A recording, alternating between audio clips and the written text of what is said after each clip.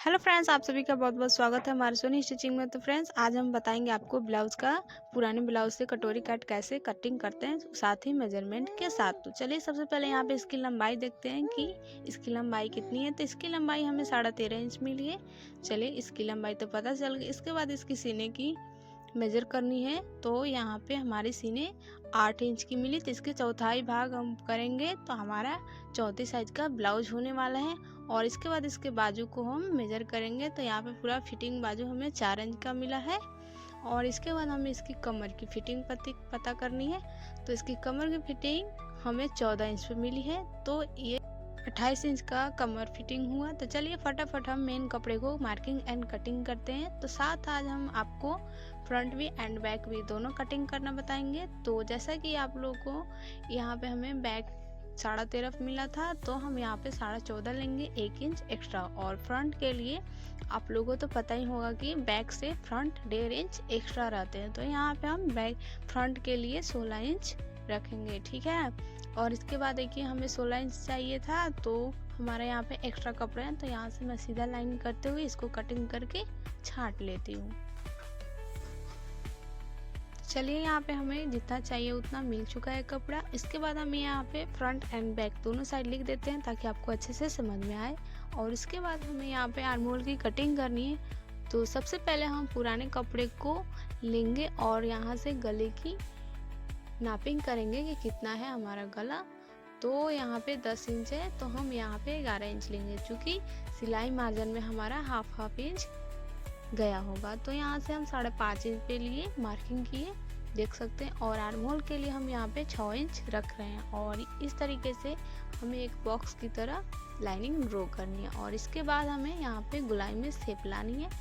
तो आपके पास ये स्केल है तो इससे इस्तेमाल कर सकते हैं। इसके बाद नहीं है तो आप इस तरीके से भी शेप निकाल सकते हैं गुलाई में, चूँकि इंची टेप को सेंटर में रखते हुए। और इसके बाद हमें फिटिंग लाइनिंग बनानी है। तो हमारा फिटिंग है 8 इंच पे, क्योंकि हमारा ब्लाउज रेडी होगा 34 साइज का।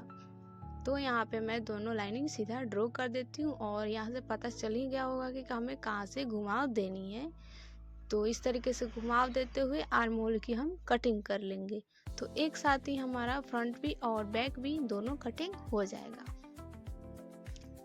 और यहाँ पे एक्स्ट्रा कपड़े हैं तो उसको मैं कटिंग करके हटा रही हूँ। तो चलिए यहाँ पे फिटिंग लाइनिंग पे छोटा सा कर देती हूँ ताकि आप अच्छे से दिख जाए। और यहाँ पे हमारा दोनों शोल्डर एक ही में मिला हुआ था, तो इसको मैं कटिंग करके अलग अलग पार्ट कर लेती हूँ। और इसके बाद हम यहाँ पे ब्लाउज का बैक में गले की शेप निकालेंगे।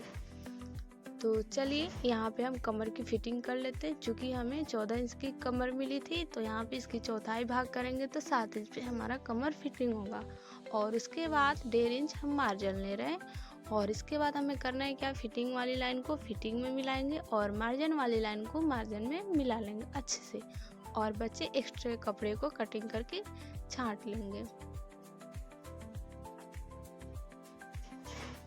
और इसके बाद चलिए यहाँ पे ब्लाउज की बैक डिजाइन निकालेंगे। तो नहीं, यहाँ पे गुलाई में शेप निकालेंगे। तो सबसे पहले यहाँ पे हमें शोल्डर के लिए 3 इंच पे मार्क कर रही हूँ। और इसके बाद नीचे आपको जितना गले की डिप चाहिए उतना आप रख सकते हैं। और यहाँ पे मैं रख रही हूँ 10 इंच। और जैसे कि ऊपर हमारा 2.5 इंच है, तो नीचे की साइड 3 इंच रखेंगे। और दोनों मार्किंग को एक तिरछी लाइनिंग में ड्रॉ कर लेंगे। और ड्रॉ करने के बाद इस स्केल की मदद से इसकी गुलाई में शेप आ जाएगी अच्छे से। तो आप इस तरीके से करेंगे तो इसी तरीके से कंप्लीट हो जाएगा। और चलिए फटाफट मैं इसको कटिंग करके हटा लेती हूँ। तो फाइनली हमारा ब्लाउज का बैक पार्ट रेडी हो गया है, देख सकते हैं। कटिंग करके हमने इसको रेडी कर लिया। चलिए इसको हम साइड रखते हैं। अब हम फ्रंट को कटिंग करेंगे। तो चलिए फटाफट फ्रंट की मार्किंग करते हैं। तो सबसे पहले हम देख सकते हैं हमने 16 इंच की इसकी लंबाई ली है। और यहाँ से हमारा फिटिंग 8 इंच पे होगा और 1.5 इंच मार्जिन। हम यहाँ पे पहले फिटिंग वाली लाइन को एक सीधा लाइन ड्रॉ कर लेते हैं। इसके बाद कमर की फिटिंग करेंगे। कमर की फिटिंग आपको तो पता ही है, 7 इंच पे होगी और 1.5 इंच मार्जिन। तो फिटिंग वाली लाइन को फिटिंग वाले लाइन में मिलाएंगे और मार्जिन वाले लाइन को मार्जिन में, और यहाँ से कपड़े को हम छांट लेंगे। फ्रंट में भी मैं कमर की फिटिंग करती हूँ। और चलिए यहाँ से अब हम मार्किंग करना स्टार्ट करते हैं। उसके लिए हम यहाँ पे शोल्डर पहले निकालेंगे। शोल्डर 3 इंच पे पता है, और इसके गले की शेप हम निकालेंगे 6.5 इंच पे, और नीचे की साइड हमारा ऊपर 2.5 इंच पे था तो नीचे की साइड हम 3 इंच रखेंगे, और दोनों मार्किंग जो था उसको लाइन एक बॉक्स की तरह बना लेंगे और इसको गुलाई में इस स्केल की मदद से शेप दे देंगे। तो चलिए गले की तो शेप निकल गई। इसके बाद हम यहाँ पे आर्म होल जो किए थे कटिंग, उसके लिए हम यहाँ पे बॉक्स को पहले रेडी करते हैं, क्योंकि यहीं से हमारा कटोरी कट होगा। तो यहाँ पे तिरछा निशान लगानी है। इसके बाद चलिए क्या करना है। तो सबसे पहले तो यहाँ पे हम बेल्ट की मार्किंग करेंगे, जो कि 3 इंच पे मार्किंग कर रही हूँ, और यहाँ पे स्केल की मदद से ऊपर की साइड गुलाई में शेप दे देंगे। तो यहाँ से हम इसको नापेंगे तो 4 इंच पे आ जाएगा। तो चलिए यहाँ पे मैं 34 साइज का हमारा ब्लाउज है, तो यहाँ पे मैं 34 साइज लिख देती हूँ ताकि आपको अच्छे से मालूम हो जाए। अब यहाँ से कटोरी कट करने के लिए हमें करना है क्या, जहाँ पे हमने बेल्ट की मार्किंग की है वहाँ से आप 5.5 इंच लेंगे, और जो हमारा बेल्ट और गले की शेप निकले उनको दोनों के बीच का सेंटर हम में एक और 5.5 इंच का लाइनिंग सीधा ड्रॉ कर लेंगे ताकि इसका बीच का पॉइंट पता चल सके। और ये रहा हमारा आर्म होल। आर्म होल से है जो हम 2.5 इंच पे मार्किंग करेंगे, और चाहे तो आप गले की शेप से 1 इंच की दूरी पे मार्किंग कर सकते हैं, या फिर 5 इंच की दूरी पे ऊपर की साइड से। अब चलिए मैं यहाँ पे एक सीधा लाइन ड्रॉ कर लेती हूँ, और आर्म होल वाला और गले की शेप वाला जो हमारा लाइनिंग था वहाँ से तिरछा की, और इस तरीके से अगर स्केल की मदद से करते हैं तो पूरा परफेक्टली हमारा कटोरी कट बन सकता है। और फटाफट जैसा हमने मार्किंग किया था वैसा वैसा कटिंग कर लेते हैं।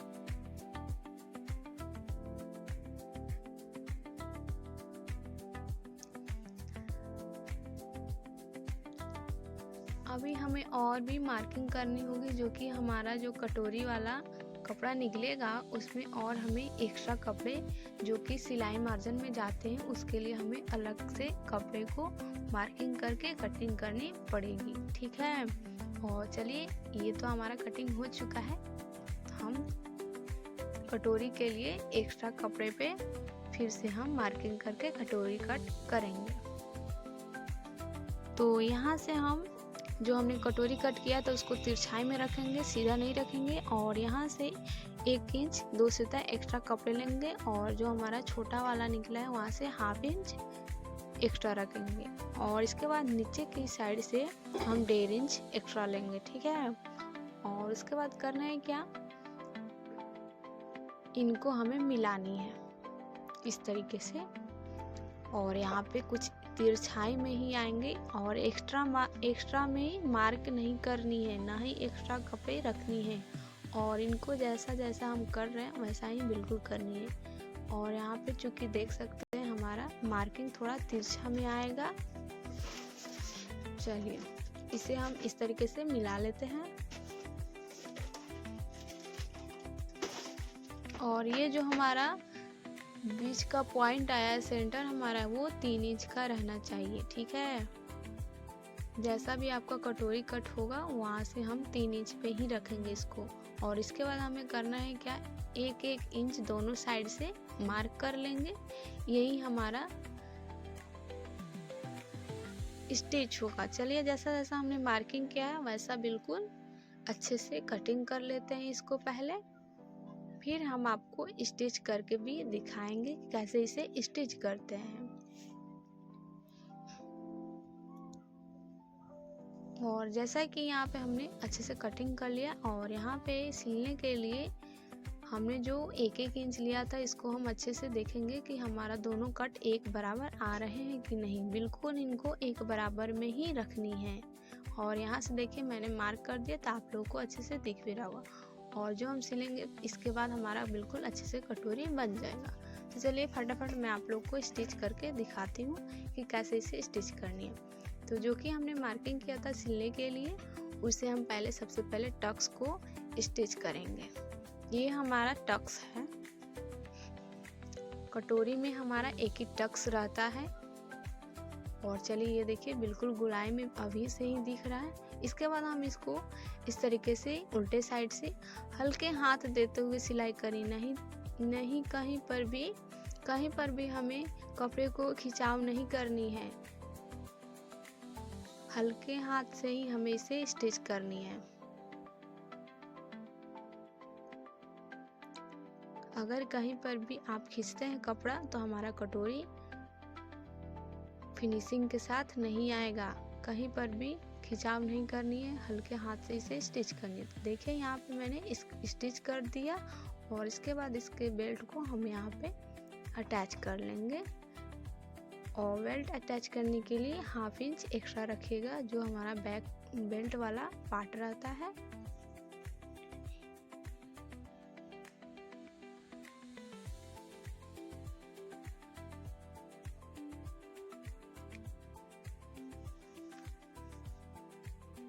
जैसा बेल्ट की कटिंग हुई है बिल्कुल वैसा ही इसे स्टिच भी करनी है।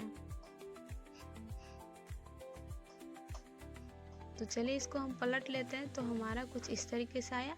और उसके बाद एक और मेन पॉइंट, अगर आपको बेल्ट अच्छे से फिनिशिंग के साथ लानी है तो जिस तरफ आप रखे हैं सिलाई को उस तरीके से नाखून से प्रेस करते हुए यहाँ से बेल्ट के लिए सिलाई लगा लेंगे। और यहाँ पे सिलाई 2 लगते हैं। पहले हम एक को स्टिच कर लेते हैं, फिर उसी तरीके से बिल्कुल बेल्ट की तरह दिखाना है तो हम यहाँ पे 2 सिलाई लगाएंगे।